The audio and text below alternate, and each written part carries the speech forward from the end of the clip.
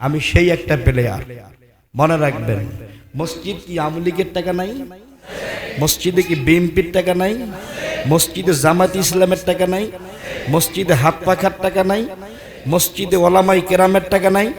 মসজিদে আমাদের ভ্যান চলার টাকা নাই? রিক্সা চলার টাকা নাই?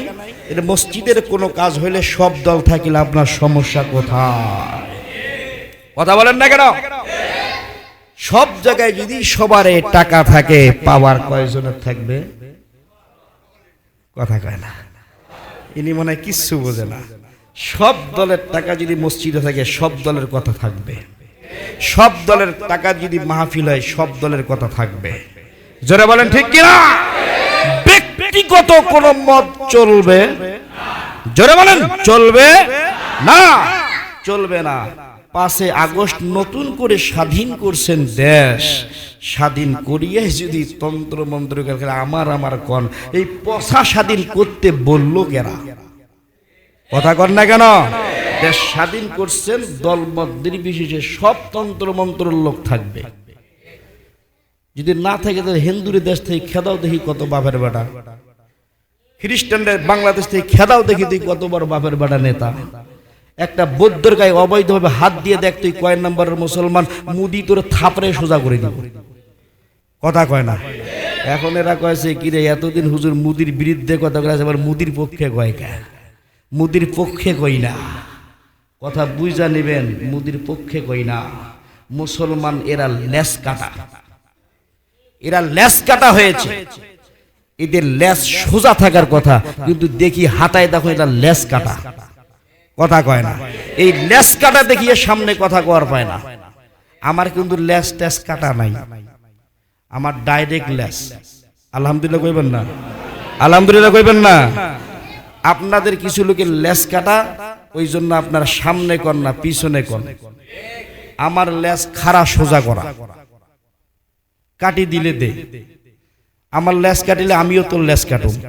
তুই যে আমাকে 10টা খুশি দিস, আমার এত বড় দেহা কি আমি একটাও দিবার পারুম না? মনে রাখিস, আমার 10টা দিলে তোর একটা দিন। কথা কয় না? মনে রাখবেন, 10টা দিলে আমি একটা দিন।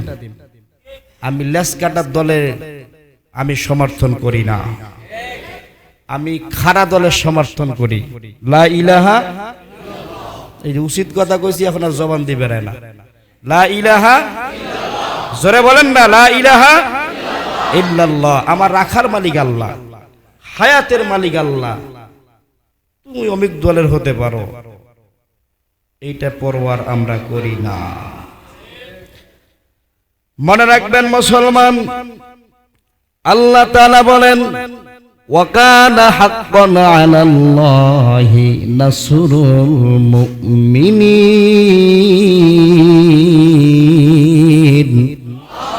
আল্লাহ তাআলা বলেন, আল্লাহ তাআলা বলেন, পৃথিবীর কোন গজব আজব তোমাকে ধ্বংস করতে পারবে না।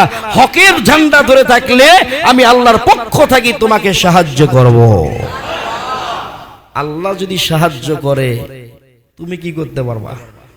তুমি জোর অতিরিক্ত করলে ওই জায়গায় পর্যন্ত তালা লটকে দিতে পারবা। ঠিক না বেঠি? ঠিক না বেঠি? সত্যের জয় সব সময় হয়, মিথ্যার ক্ষয় একবার পড়লে আর নয়।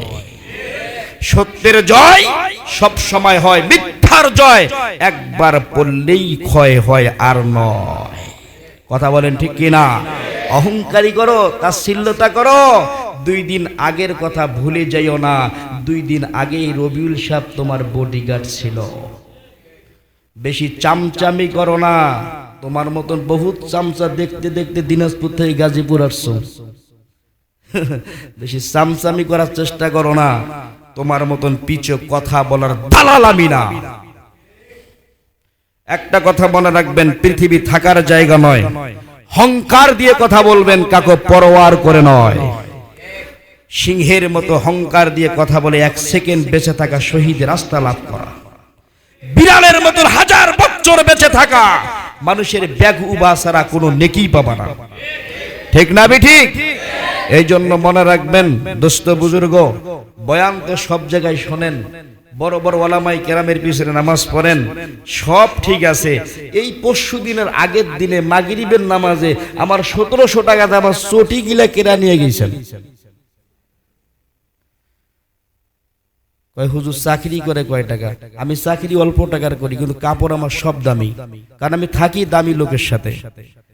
দেওয়ানের কিছুই না থাকলো, হ্যাঁ এক একটা জামাই কিনে হাজার হাজার টাকা দিয়ে, তার বাড়ি থাকছি 10 বছর, কিছুটা তো শিখছি, কথা কয় না। সবই দামি পড়ি, কম দামি কোনো পড়ি না। মনে রাখবেন, মাগরিবের নামাজ পড়াইলাম আমি ইমাম সাহেব, 1700 টাকার দামের চটি গিরা থুয়ে খালি ফরজ নামাজ পড়াছি, সুন্নত পড়ি দিয়া দেখো রাস্তা ক্লিয়ার। কোন বাবাজি মোহাব্বত করে আমারে পেয়ার করছে, আলহামদুলিল্লাহ বলবেন না? এই নামাজ আমরা মসজিদে পড়াই, এই বয়ান করি, দুঃখ লাগে আজীব হবেন, একজন ইমাম সাহেবের স্যান্ডেলও মসজিদের গেটে নিরাপদ নয়। এই মুসলমানের দোয়া দিয়ে জেলের তালা ভাঙ্গা সাইদি সাহেবকে বের করা তো দূরের কথা ছিল, একটা বিড়াল পর্যন্ত বের করতে পারবেন না। আবার দল মারান, এক একটা দলের ফেলায় দেয়, দল মারান, নামাজ পড়ে দল করেন আল্লাহর। হুজুরের জুতা চুরি করিস, সেই তোর মতন বেহেয়া আছে রে, তোর মতো কুলাঙ্গার আছে? আরে যেই হুজুর দলমত নির্বিশেষে মসজিদের যায় নামাজে বসে চিৎকার করে কান্না করে, সেই হুজুর নামাজ পড়ে দুঃখের সাথে খালি পায়ে